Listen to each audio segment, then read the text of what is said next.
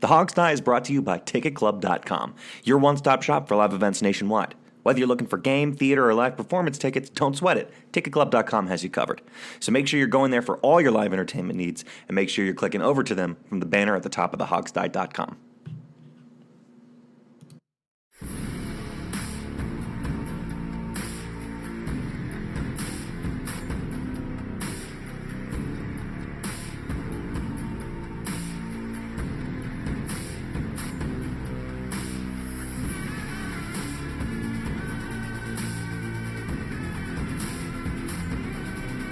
By fans, for fans, the Hog Sty. And now, here's your host, Sean Conti. Hello, everybody, and welcome back to the Hog Sty, DC's leading Redskins podcast, part of BigHeadsMedia.com. Hope you're all getting your weeks started off right. The Redskins are now 0-4 for the first time in 18 years after falling to the Giants on Sunday. Questions are swirling regarding Jay Gruden's future with the team, and they may have resolved themselves by the time you hear this podcast. Welcome to the show. My name's Sean Conti. I've got Alex Zeese, Jamal Forrest, and Steve Thomas here to discuss what the hell we just saw. How's it going, fellas? Could be better, man. What can you say? Yeah. Could be much, much better. Yeah. We obviously have an S show of a game to talk about. There's also the obvious rumors that were swirling around the media this week about Jay Gruden's future with the team and whether or not he would be fired if they lost this game. So what do you guys think? You want to talk about that a little bit? I mean, sure. We can start with that and then move into more game-specific stuff. I mean, but that's the big topic. It's not like the coaching staff had a good day. The players had a much worse day. Nobody's good. Yeah. Everybody needs to go. I don't know what it's going to accomplish to fire the coach now. I mean, so what? Fire him, don't fire him. I'm not going to get too worked up either way. I just don't. It's not. The season is over. Unless something dramatic happens, it's not going to matter. That's my point. Here's the one thing I do agree. The season is over, but there's also one thing that people don't really consider, and not anybody here on our team or our show, excuse me, but a lot of people want to emphasize the fact that they should wait until the end of the year or wait till a later date or even wait until after next week. But regardless, it's like what's the purpose? Like, you're just wasting time for the inevitable. So if you're going to do it, like, just do it. It's really no point, like, because you know what the outcome's going to be regardless of what point in time you do it. So if things aren't going well now, then just rip the Band-Aid off and keep it moving. Like, it's nothing else that's going to really help you out. Season's done. Yeah. Well, look, Yep. I mean, before this week, I was one of the ones that was preaching patience, and my reason was I think this coaching staff probably has the better chance to win than whoever you want to name as an interim, whatever. But it doesn't matter, right now. I don't think anybody's going to improve this bunch. So, if you want to fire him, fire him. Before this week, I kind of thought maybe let's try to shoot for some wins, but it doesn't matter. I kind of look at this and I say I don't see how anyone's winning with the roster as it is at this point. We don't have anything really left on offense already, and you can maybe do something on defense. I still think a lot of the defensive issues are scheme and little things like that just could be coached out of these players because I think they have talent. But the offense doesn't have anything left. It's really depressing. Well, there are 6 starters. It's really set. If you count quarterback, because now they're down to the third-string quarterback in Haskins, there are 7 starters that are out. It's the quarterback, Reed, Williams, Rouillet, Scherf, McLaurin, and Geis. Yeah, and Alex Smith, if you want to go back to that. True. Yeah, a lot of usual suspects on that list. There's always 7 starters at Steve. I agree with what you're saying, though. In principle, you're right. But I'll give you 3 reasons that this game would be improved with a better coach than Jay Gruden. You got 3 Ps of Jay Gruden's era with the Washington Redskins. You got poor planning. They cannot game plan for another team. How are you going to let Daniel Jones run free up the field repeatedly? How are you going to let that happen? He just did it last week. We talked about it on the show. This team cannot game plan for anybody. Penalties is the second P. Just no discipline on this team. Constant penalties. I mean, it's just sloppy and disorganized. And then 3 is predictability. super predictable with the plays you're calling. All of those things are on the coach, and a better coach would tighten that up. I know that there's a talent problem on the team and there's an injury problem, but those three problems could be fixed by a better coach. Yeah, I agree. But I mean, that's expected, of course. The only issue I think is the severity in which we see those three Ps, and I kind of agree. And when it comes to Jay Gruden, it's literally terrible. The predictability has been there for some time now, and then the penalties. I mean, it's essentially it's been there consistently. Goes back years for a long time now. There's nothing that they've done to really address that. Let me run through stats real fast, because if I had to suffer through it, you guys need to too. First of all, in penalties, I counted 15 total penalties on the Redskins. Holy. That was what my count was, and a few of those weren't accepted, but that was the number called. And I got 6 on the Giants. That was my penalty call. So, stats. Case Keenum started the game with 6 for 11, 37 yards, no touchdowns, 1 interception, 23.7 quarterback rating. Dwayne Haskins really wasn't any better. He was 9 for 17, 107 yards, no touchdowns, 3 interceptions, 32.8 rating. So together, they have a, what is that? That is a 56.5 rating if you add it together. Remarkable. That's if you add it, which is not how quarterbacks work. I know. That's my point. That's, if you add it together, they're still awful. Right. And so the quarterbacking as on a whole was 15 for 28, 121 yards, 4 interceptions, no touchdown, 28.6 rating. So the 28.6 is the game as a whole. Rushing, Yikes. Adrian Peterson was the leading rusher, he was 11 for 28. As a team, they improved. Now we ran for 55 yards rushing for 3.2 yards per average. So, that's progress, right? I think. Hell yeah, man. Receiver was Chris Thompson. He was 4 for 56. Jeremy Sprinkles, 1 for 20. Wendell Smallwood had a catch. Kelvin Harmon was 2 for 14. Paul Richardson, 3 for 14. Robert Davis, 1 for 11. Trey Quinn, 2 for 10. Ferdinand Davis, 1 for 5. And that was offense. On the Giants, there we go. Sorry, my computer was frozen up there. On the Giants, Daniel Jones was, having problems today, people. Sorry about this. Daniel Jones was better. Not much, but not great. Daniel Jones was 23 for 31, 225 yards, 1 touchdown, 2 interceptions, and a 78 quarterback rating. My computer's gone crazy. Not great. I have my backup here. Don't worry.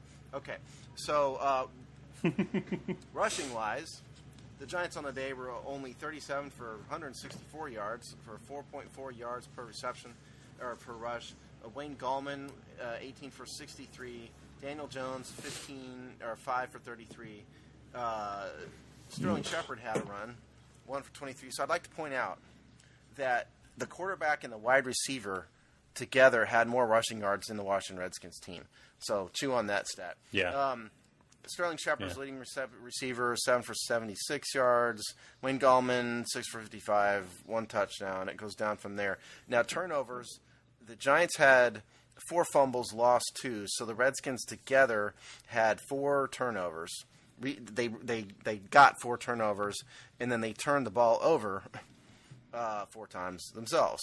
So they were actually even on turnovers. And one more stat, and I'll let this go. I think I have this right. Somebody asked me about, Alex, you asked me about this last time. At halftime, I got 36 plays for each team. And I think we had a net of 92 yards, and then the Giants had a net of 212 yards at halftime. So there you go. I didn't ask you about that, but somebody asked me about number of play. I can't remember who, but so that's the best I can do for that. So there you go. Stats. Yeah. Have fun with that. I mean, what can you really say? 8 first downs for the Redskins versus 24 for the Giants. They had this stat up at one point during the game. 64% conversion rate against the Redskins, I think. It's higher now. That was going into the game. It's higher now, yeah. Yeah. I mean, what can you really say about that? We can't get anything going. We can't convert a third down on offense. We can't stop them on defense. Yeah. We can't even stop them at 3rd and 15. So, what are you supposed to do at that point? Listen. Yeah, this team feels the same as it does when we started doing this show. I mean, listen, the team sucks, okay? I mean, can I be blunt? The team sucks. The defense has just been so disappointing. They were supposed to be good. They've been horrible. I think it's at least as much on the players. I think those of you think Greg Minuski is somehow ruining a good defense are wrong. The players are just getting beat one-on-one repeatedly and repeatedly and repeatedly over and over and over and over again. I mean, the defensive line did not have a good day against a bad Giants offense. Again. The Redskins zone defense did not look good. Cole Holcomb looked horrible. Repeatedly missed his assignment in the zone. None of that's coaching, people. That is execution by the players. Not saying don't fire the coaches, so relax, but the players themselves are not playing well, and the defense more so than the offense is so disappointing. Just awful. So, yeah. What was it specifically? Did you see anything specifically on defense? I mean, I'm reading a lot of comments about just everyone seems to be singing your song, Steve, about the defensive line being completely overrated, completely inept. I mean, yeah. Did you see any? Did you see any signs of hope throughout the game on defense? Early on in this game, I have some notes that they were getting a bit more penetration, which should be expected because the Giants' offensive line is hot garbage too, for the most part. But that just that went away as the game went on. They got less and less penetration. They left running lanes open. They did not account for the fact that Daniel Jones is athletic, and everybody and their brother knows that he's a little bit athletic. Like Alex pointed out, that 3rd and 14 or whatever it was, 3rd and 13. Yeah, I think that was a 3rd and 13. But I was also thinking about that. What was it? 3rd and 17 earlier too. Yeah. So I think sorry, Jamal. I think the defensive front seven, the talent level on that unit is dramatically less than what we thought. Yeah, it has to be. What was time of possession in this game? Do you have that, Steve? No, that's too hard to keep track of on the fly. No. Yeah, fair enough. I can tell you. Hold on 1 second. But go ahead. Go ahead. Okay. So, the other thing is these linebackers, not one of them is worth a tinker's damn, okay? Think about this. Cole Holcomb, terrible. John Bostic. He's had his moments at times in this season, but he's average at best. He's missed tackles. He's missed coverages. Ryan Kerrigan has been invisible all year. Montez Sweat what happened to Kerrigan? Montez Sweat is coming on a little bit here and there. He showed some speed last week and this week, both a little bit, but by and large, he's disappointed. So that's all 4 starting linebackers have all been terrible. Yeah. And Giants they had the ball longer for over 13 minutes longer than the Redskins. 36 minutes to 23 minutes for the Redskins. So it all sucked. Surprised it's even that much, though. Honestly, I figured it was going to be worse. Yeah, that's 30. What? Where we're at? 36 minutes. That's what? That's less than our season average. And that's by like 3 or 4 minutes. And remember, this is the Giants, people. This is not a good team. This game would have been 40 to 3 if it had been a good team. Yeah. Just remember the Giants suck too. So we got the only thing going for the Redskins in this game was the fact that this was the first time in 4 weeks where they kept their opponent under 30 points. That's the only thing. Because they fumbled in on the 2-yard line. But yeah. Of course, they would have got the 30, but mistakes happen and we'll take it. Exactly. We'll take it. Thank God. They'll take it. I don't know why I'm saying we. I don't know. I don't know what to say about the defense. Were you going to say something about defense, Steve? Because I was about to turn us over to offense. So secondary, I don't think. I thought Josh Norman looked a little bit better today. He had some good coverage. He didn't let anybody run free on him. Quentin Dunbar, I thought, didn't have a very good day.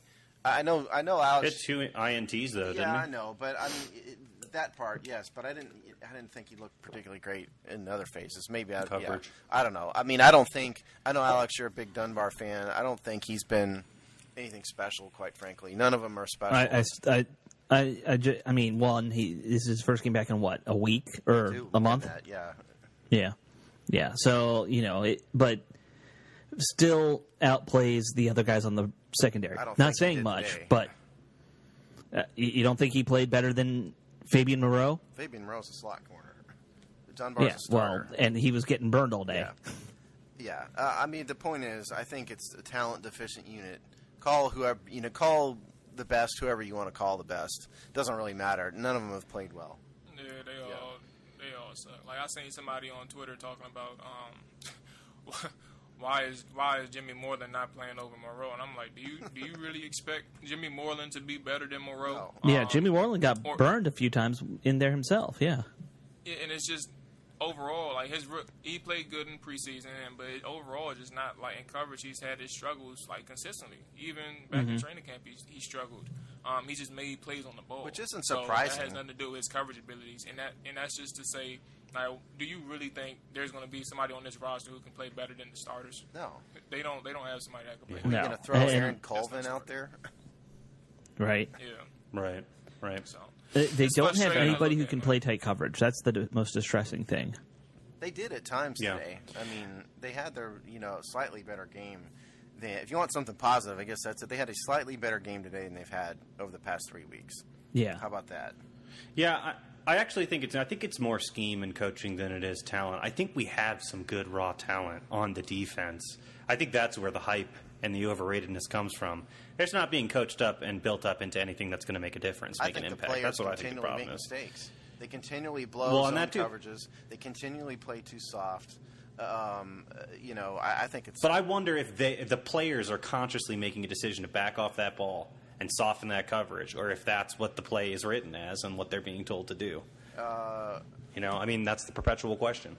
I know that they make some mistakes, but I'm not trying to defend the coach. What an like show. I said, get rid of Malton for all I care. It doesn't really matter. Yeah, I just let it think burn. if anybody's putting this 100% on the coaches, I just totally disagree with you. That's all. Part of it's that's a on fair roster point. construction, part of it's on coaching, part of it's on the players. That's how any team gets this bad. It's a true franchise, loss that we're suffering through week after week.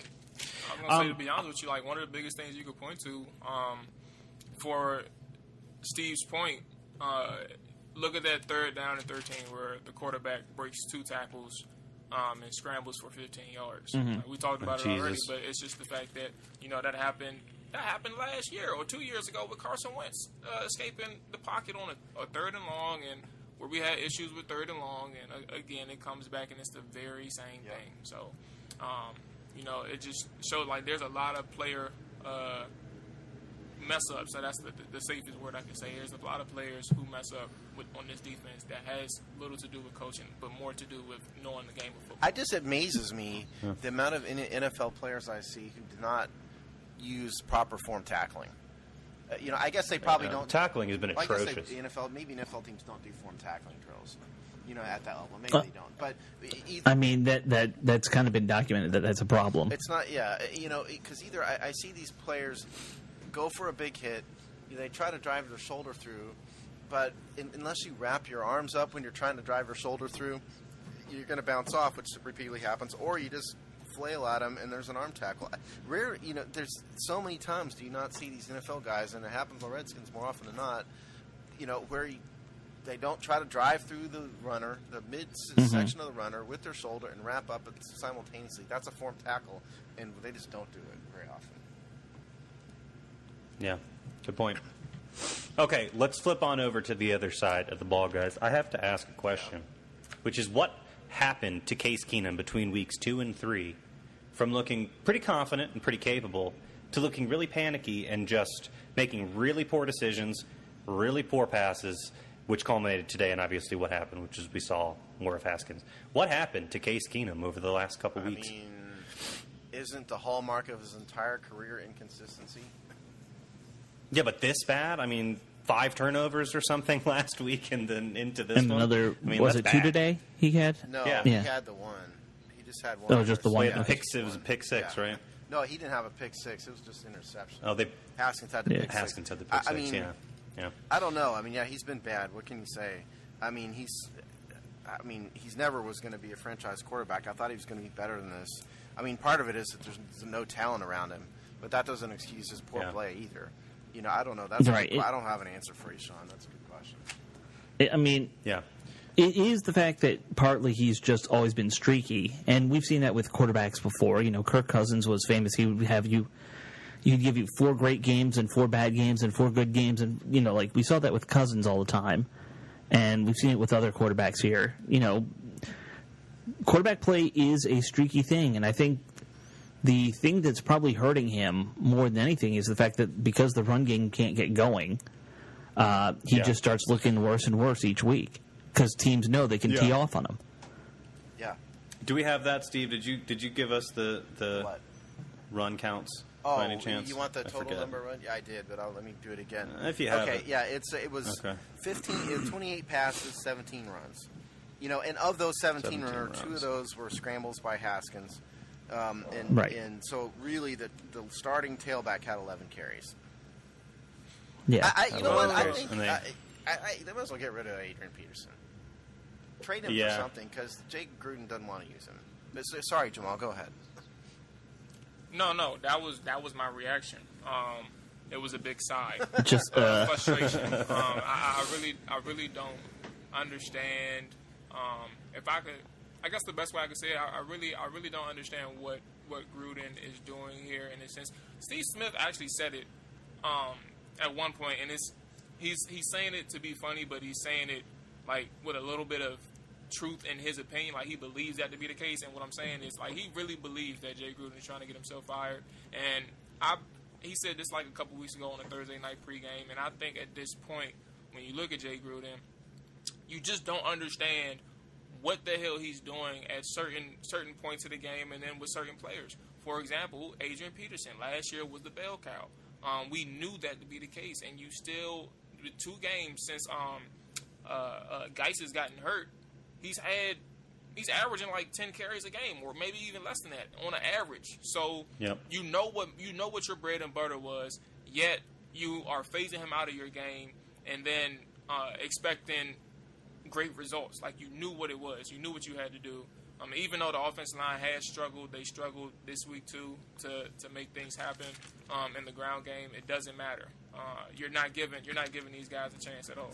You're not giving Adrian Peterson a chance. Well, I mean, I will say part of the issue the last 2 weeks is going to be you're coming into each half or coming out of each half down multiple scores, and we know this about Gruden, and this is most NFL coaches. They're going to start throwing the ball around. That's just what they do when they need to catch up in the second half. You know what? That's dumb. Because first of all, the score was only 17-3. Okay, at halftime. So coming out, there's no reason to panic. And in fact, they didn't. They tried to run a few times in that first drive coming out of the second half, but there was no reason to go to an all-passing off. You're down by 2 touchdowns. There's 30 minutes of game time left. Jay Gruden, one of his weaknesses as a coach is he abandons the run game at a drop of a hat.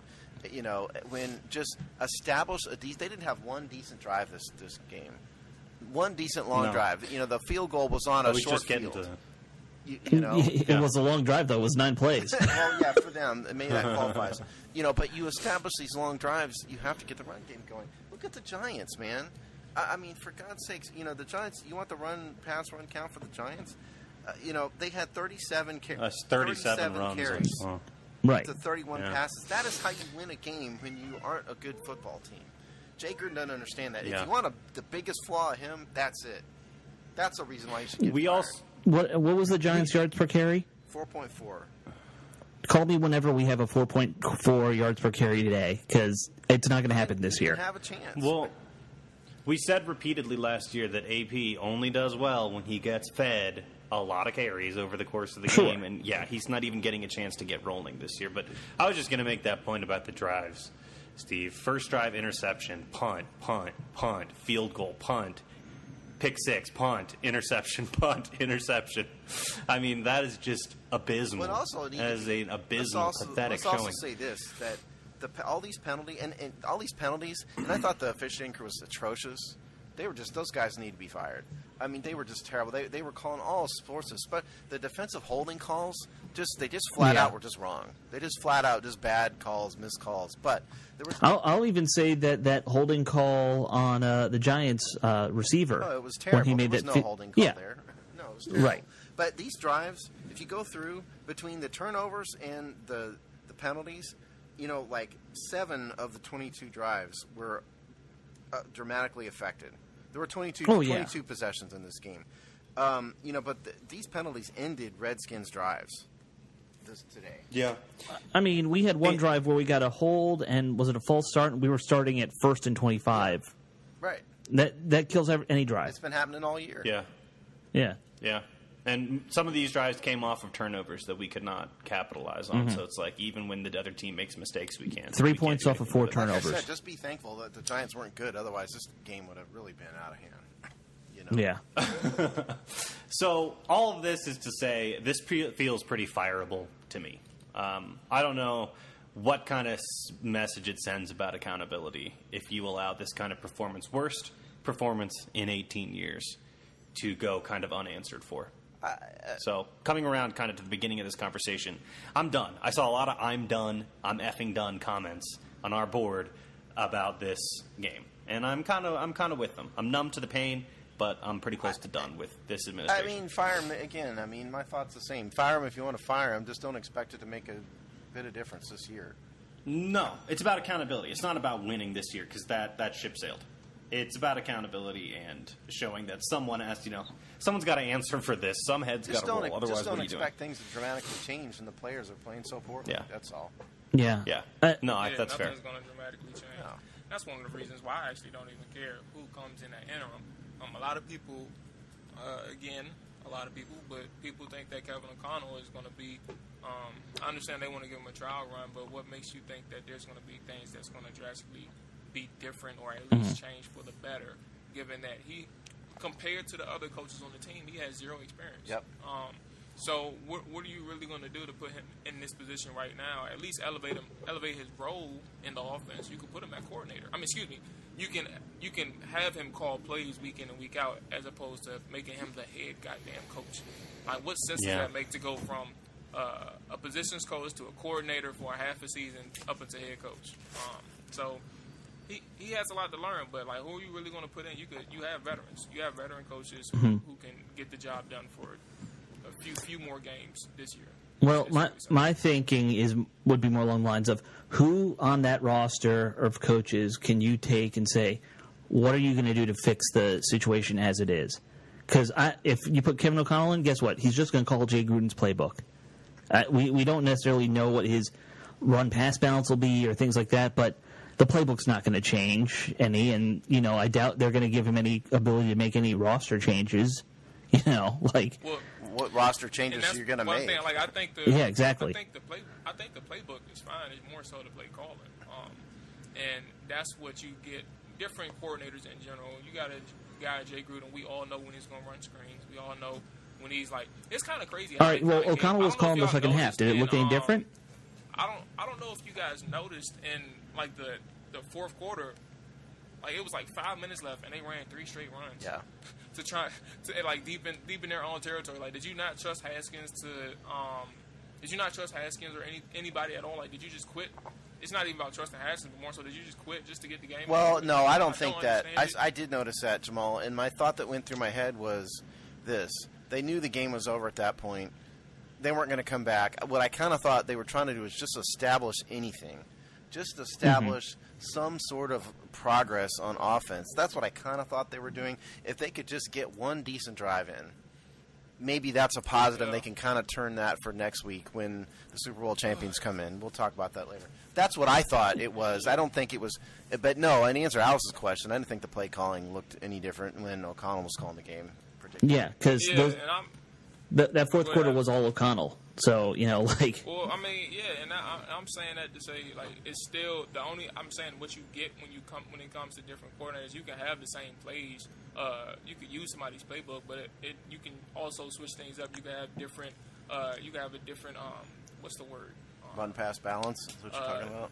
Yeah, run-pass balance, but different, like, scheme within the scheme. I couldn't think of the actual word, but you have philosophy. Philosophy, thank you. I was struggling, but yeah, you can have a different philosophy within the same playbook. So that's all I'm saying. And Kevin O'Connell's called plays before. Last year he did it with Mark Sanchez. So he's had opportunities to do it, but like that's not his full-time role. I think just people really want Kevin O'Connell to be another Sean McVay. That's really what it is. That's what they want. That's what they're hoping. And there's frankly been a lot of... It's grasping at straws at this point. Yeah, and there's been a lot of decent assistant coaches roll through Redskins Park in the last 10 years. They never do well here, but they do well other places. And so I think McVay did well here. And here's the one thing people are like, oh, he'll be the next McVay. We don't know I that. knew about Sean McVay eventually being a great head coach when he was 23. Like, I was hearing stories back then when he was coaching in the USFL or whatever it was as, like, an assistant tight ends coach. I was hearing, this guy's a genius. Yeah, we haven't heard that about O'Connell. I mean, I'm fine. You know, if you want to give O'Connell a shot to see how he is as an interim coach, I'm fine with that. You know, cool with me. Just don't expect anything to happen. You know, Right. That's all.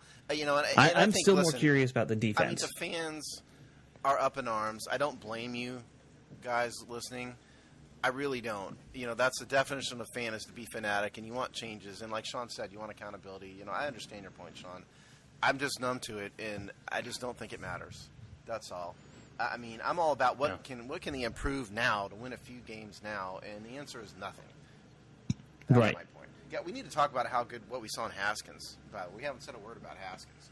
I mean, how you started with how good and then changed it, and I think that's fair. Well, he was bad. What we saw in He was Haskins. bad. He was terrible.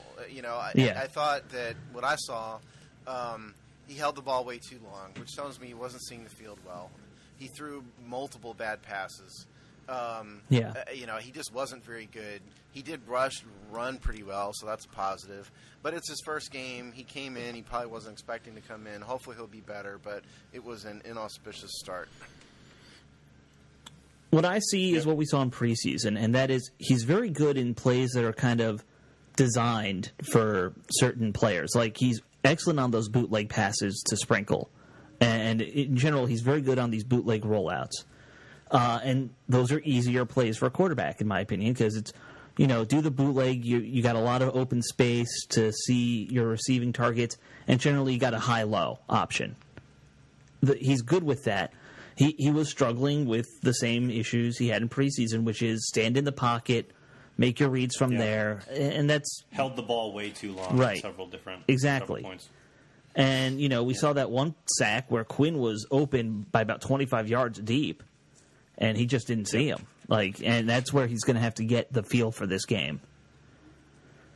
Yep, I agree with everything Alex said. I got nothing to add for that. Jamal, what do you see? What do you see? Haskins does. Honestly, I really took everything that I saw here with a grain of salt. Like, not in the sense that you know, I just didn't care, but it's more so he was put in a position where, you know, you were hoping for a spark, and you kind of got that on the first possession that he had, but after that, you know, you then knew, you know, he was kind of out of his place because of, you know, the situation that he was in. Now, it's not I don't like where people give the excuses to him in a sense that, and when I say people, like, I'm only reacting to people on Twitter and a few people that I talk to via text. But Twitter's nuts, though. Yeah, exactly. That's literally what I was going to say. Like, I don't feed into all the excuses saying that he hasn't practiced with the first team yet. Now, this plays a point. This plays a part, but it's not the main issue going on. Now, because you're always going to prepare to be the guy. Like, he still studies film. Scout team, you still get some reps in. I don't know, like, to what degree. However, you're always preparing to be that guy whenever you're getting ready to play the game. So there's really no excuse to that extent. The only excuse you have is that he is a rookie, and that's the truth. However, he just wasn't, like, I wouldn't put too much stock into this game for him. I just couldn't do it. So yes, I kind of agree with what you guys saying and what you saw with Haskins. I just don't. I was just like, all right, well, we'll see what's going on in the weeks to come. We'll talk about setting a guy up. I don't disagree with anybody. I mean, he's, you know, my God. I mean, you bring him in with 2 touchdowns down. You know, 3 of the 5 starting offensive linemen are out. Your 2 best receiving targets are out. You have no running game at all. I mean, you know, it was never going to go well. You know, probably for him. But that having been said, he sucked. Who cares? You know, hopefully he'll be better. What can you say? There wasn't a lot of positives, but, you know, it'll be a new day. And at least it's only the Patriots coming in next week.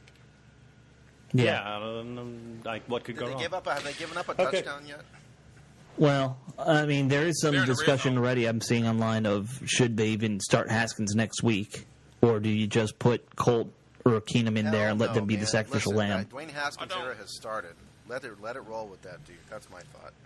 Yeah, I don't respect Gruden's answers in the post game. However, I do understand he's frustrated because in post game, as we're recording this, he kind of said that essentially he said that I don't just put quarterbacks in or players in because of their draft status. You have to earn the right to be on the field, and there's a few reasons why that's not true based on the history in the past. Samaj P. Ryan got chances until he couldn't defend him anymore. Josh Doxson got chances until they had to cut him in his fourth year. Technically he was all they had, but he still wasn't good. But you got opportunities because you're a first round pick. Off the top of my head, you probably had another running back, Matt Jones. He had periods where he was forced onto the team because of his status. He was a draft pick, et cetera, et cetera. We can do that. We can do that for a little while, even on the defensive side of the ball. So I just don't really respect how he's treating this. Even though he is frustrated, you can understand it in his answers, but at least be realistic and be open to ideas because you know your answers are going to change in the week to come if you're still here. I mean, I don't think that Haskins is probably ready. I think that's a valid concern. He only played 1 year in college. I mean, I kind of get that argument, and I was sort of fine with sitting him and just, let him sit and watch behind a veteran. But at this point now, I mean, listen, it's over. I mean, he's in. I think you don't go backwards ever, with him. You let him play it out from here on out. Don't start Colt next week. The Haskins era has started, for better or for worse. I think once you make him a starter, yeah, but you could get away with it for that Patriots game and just say, look, it's the Patriots. We just don't want you to get murdered. And let Colt McCoy get his leg broken again because that's what's going to happen. I don't agree with that. I think you got him in there. Let's just let it roll. I mean, Colt McCoy isn't going to win against Patriots either. No one's going to win against Patriots. It doesn't matter who's in there. Right. So you might as well let him get some experience now. That's my thought. All right.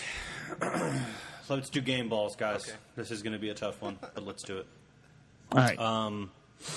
All right, cool. Let's make this easy. Dunbar gets it defense. Thompson gets it offense. I think you said he was our receiving leader, Steve, or something like that. Yeah. Thompson's the only one who did anything, basically. Yeah. So there you go. What else can you say? Make it easy. Oh, I should have given Tressway something somehow. He can get the offensive game ball because he had some beast punts. He actually had one bad punt today, too, though.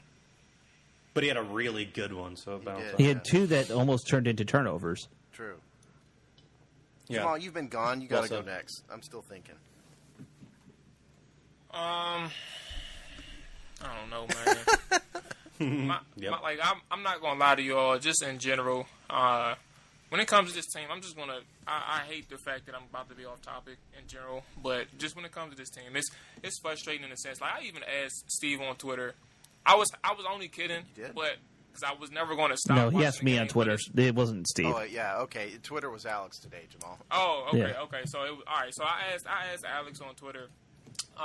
Do you have to watch the game? Do I really have to watch the game?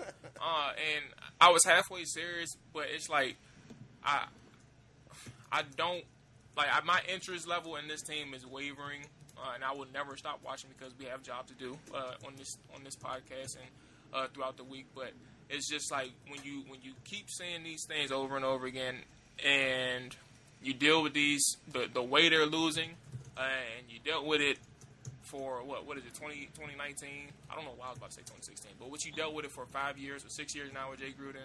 The first 2 years you understood, but it keeps going, the seasons keep going, and the same things keep going on. You're like, okay, you know what? I'm mentally beat down, at least with this regime. And so yeah, I hate to go on a long diatribe that has nothing to do with anything, but it's just frustrating to deal with. So yes, my mind is wandering right now, but it's like, do we really have to continue dealing with this as Redskins fans? Because I don't think Dan Snyder is ever going to see like the things that's going on with this team until it's completely too late. And it's not going to ever do that if he sees the money going in, the money coming into his pockets. It doesn't even matter if there's nobody in the stands anymore. It doesn't matter because he's still going to keep making money regardless in other ways. And I'm not saying don't buy or don't whatever. It's just the fact that he will never see it. until we literally have no fan base left. So it's frustrating, but I'm exhausted mentally. So having said all that, who are your game balls? Feel you. Yeah. I'm not doing it. Oh, you're passing? I'm not doing He's it. not doing game. That was his protest and saying he abstained.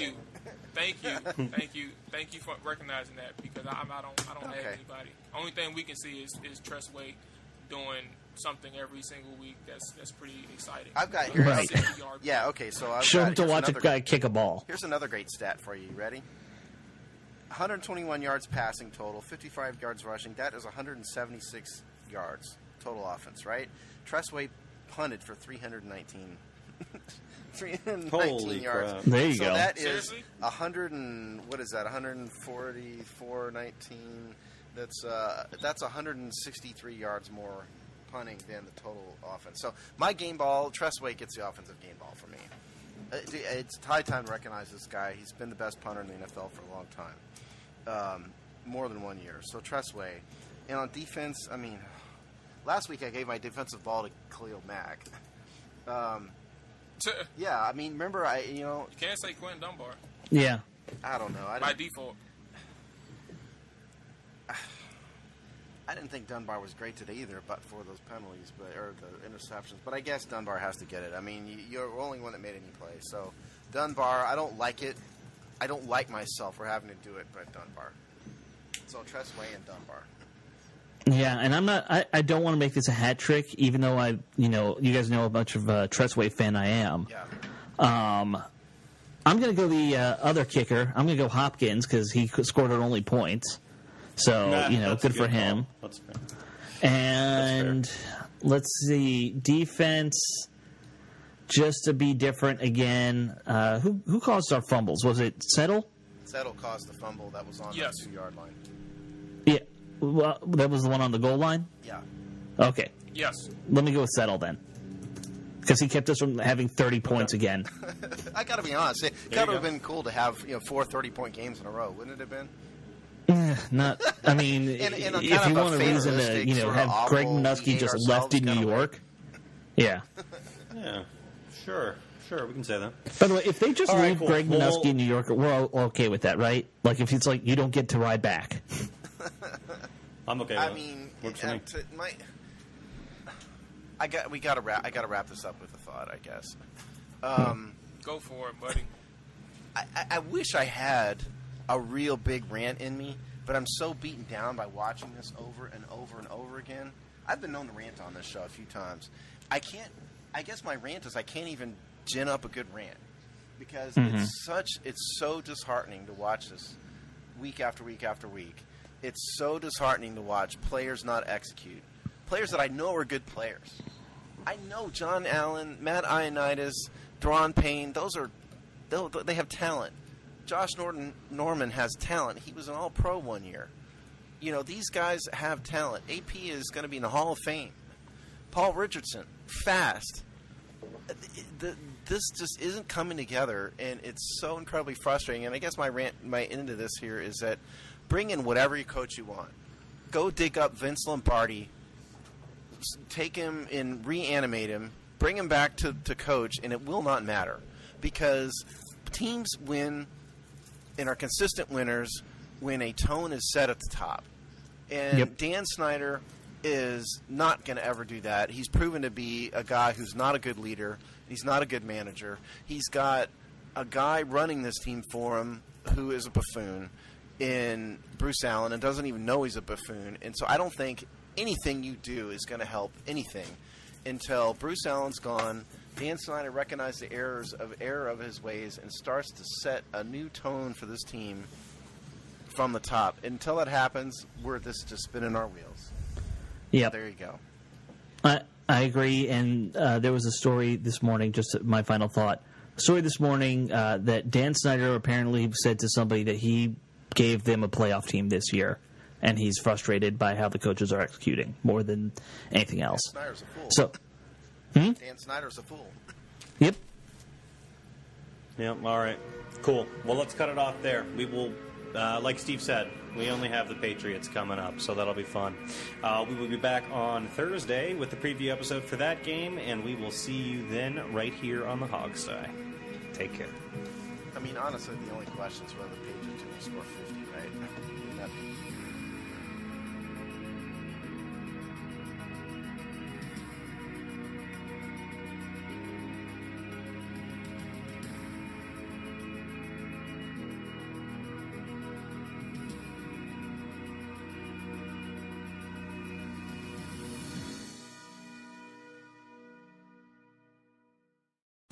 For all the latest NASCAR content, including driver interviews, race recaps, fantasy NASCAR, listener call-ins, and giveaways, tune in weekly to the Lap Traffic Podcast on iTunes or your favorite hosting site, on the web, thelaptrafficpodcast.com, and on Twitter, @LapTrafficPC. Don't get caught chasing the lucky dog. Tune in each and every week to the Lap Traffic Podcast.